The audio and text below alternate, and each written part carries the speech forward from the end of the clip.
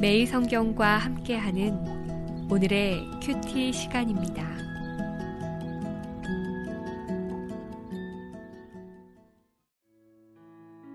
(1월 13일) 오늘의 말씀은 요한복음 4장 27절에서 42절입니다.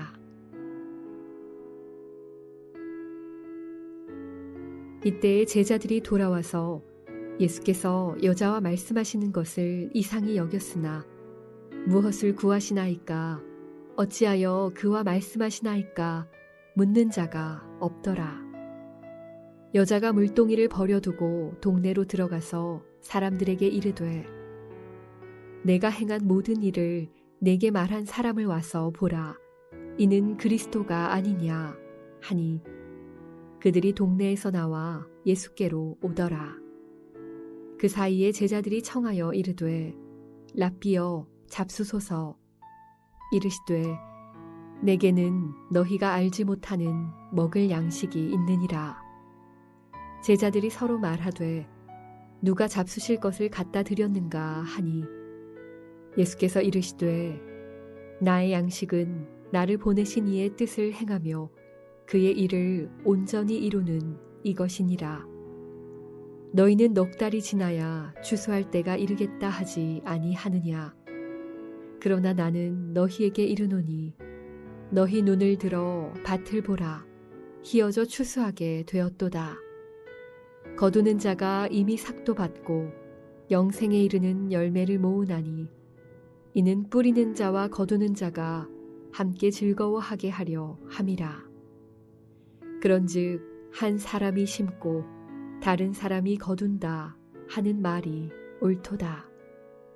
내가 너희로 노력하지 아니한 것을 거두러 보내었노니 다른 사람들은 노력하였고 너희는 그들이 노력한 것에 참여하였느니라.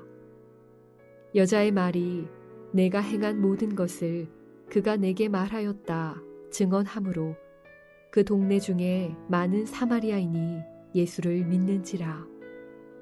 사마리아인들이 예수께 와서 자기들과 함께 유하시기를 청하니 거기서 이틀을 유하심에 예수의 말씀으로 말미암아 믿는 자가 더욱 많아 그 여자에게 말하되 이제 우리가 믿는 것은 네 말로 인함이 아니니 이는 우리가 친히 듣고 그가 참으로 세상의 구주신 줄 알미라 하였더라.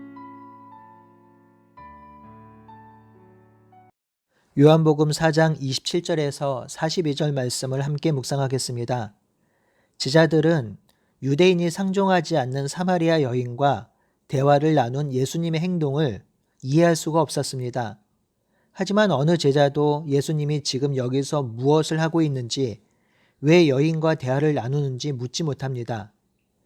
예수님께서 공생의 사역을 하는 동안에 제자들은 예수님이 무엇을 하려고 이 땅에 오셨는지 잘 알지 못합니다. 그럼에도 예수님은 그 제자들을 향한 소망을 버리지 않으셨습니다. 예수님의 제자로 불리기에 턱없이 부족했지만 예수님은 제자들과 함께 먹고 함께 다니시면서 끝까지 제자들을 붙드시고 사랑하시고 가르치셨습니다. 이것이 예수님의 사랑이며 하나님의 사랑입니다. 제자들을 사랑하시되 끝까지 사랑하시는 예수님. 우리를 향해서도 그러하시지요. 우리를 사랑하시되 끝까지 사랑하십니다. 우리의 연약함과 악함에도 불구하고 예수님은 우리를 끝까지 사랑하십니다. 그리스도를 만난 여인에게 정말 놀라운 변화가 일어납니다. 28절이죠. 먼저 물동이를 버려두고 동네로 들어갑니다. 물동이는 삶을 살아가는데 아주 중요한 기구입니다. 이 물동이가 없으면 단 하루도 살 수가 없지요. 그렇게 귀한 물동이를 지금 버려두고 동네로 들어갑니다. 물동이를 챙기지 못할 만큼 너무나도 중요한 일을 경험한 것이지요. 또한 이 여인이 동네로 들어가 사람들에게 나아가고 있습니다. 여러분, 이 여인이 난 12시에 물 길러 나온 이유가 바로 사람들과 마주치지 않으려는 것이죠. 사람들을 만나는 것이 불편하고 부끄럽기 때문에, 또한 사람들의 수군거림이 싫었기 때문에 아무도 다니지 않는 뜨거운 대낮에 물을 길러 나온 것이죠. 그랬던 여인이 지금 마을 사람들을 향해 달려가서 그들에게 그리스도를 만났다고 합니다. 정말 놀라운 변화이죠. 뿐만 아닙니다. 자신이 만난 사람이 그리스도임을 드러냈는데 자신의 과거를 들춥니다. 29절에 내가 행한 모든 일을 내게 말한 사람이라고 하지요. 이 여인이 행한 모든 일은 남편을 5명이나 둔 것입니다. 이것은 감추고 싶은 치부이며 들추고 싶지 않은 아픔입니다. 그런데요, 이 여인은 자신의 과거를 더 이상 부끄러워하지 않습니다. 그것을 감추려 하지 않습니다. 이 여인이 이렇게 놀랍게 변화될 수 있는 이유가 무엇인가요? 바로 여인이 그리스도를 만났기 때문입니다. 그렇게 기대하고 소망했던 그리스도를 만났기에 너무나도 기쁜 나머지 가만히 있을 수가 없었습니다. 그래서 기쁜 소식을 전하고자 물동이를 버려두고 자신의 과거를 들추면서 그것을 모두 알고 있는 그리스도를 만났다고 외치고 있는 것입니다. 사랑하는 성도 여러분, 우리 인생의 가장 기쁘고 복된 사건이 무엇입니까? 바로 그리스도를 만나고 그리스도를 믿게 된 것이지요. 그리스도를 만남으로 우리는 새로운 존재가 되었습니다. 또한 이 세상에서 그리스도의 인도하심을 받고 살게 되었습니다. 뿐만 아니라 다시 임할 하나님 나라 안으로 초대되었습니다. 곰곰이 묵상하면 세상에서 가장 복되고 기쁜 일이 그리스도를 만난 것이지요. 만약 그리스도를 만난 것이 가장 기쁘고 복된 일이라면 우리의 삶이 어떻게 변할까요? 우리 또한 그리스도를 전하는 삶, 그리스도를 드러내는 삶을 살게 될 것입니다. 우리 일상에서 또한 우리와 만나는 사람에게 가장 지혜로운 방법으로 그리스도를 전하게 될 것입니다. 여인이 마을로 내려간 사이에 예수님과 제자 사이에 대화가 이어지고 있습니다. 이 대화의 핵심은 예수님이 사마리아로 오신 이유와 앞으로 제자들의 사명입니다. 제자들이 예수님께 양식을 구해왔으니 드시라고 권유합니다. 그러자 예수님은 제자들이 알지 못하는 양식이 있다고 하지요. 예수님의 양식은 나를 보내신 이의 뜻을 행하며 그 일을 온전히 이루는 것이라고 하십니다. 이 말씀은 예수님께서 사탄에게 시험을 받으실 때 하신 말씀을 기억나게 합니다. 사람이 떡으로만 살 것이 아니라 하나님의 입으로 나오는 모든 말씀으로 살 것이라고 하셨죠. 이는 신명기 8장 3절에 있는 말씀을 인용한 것입니다.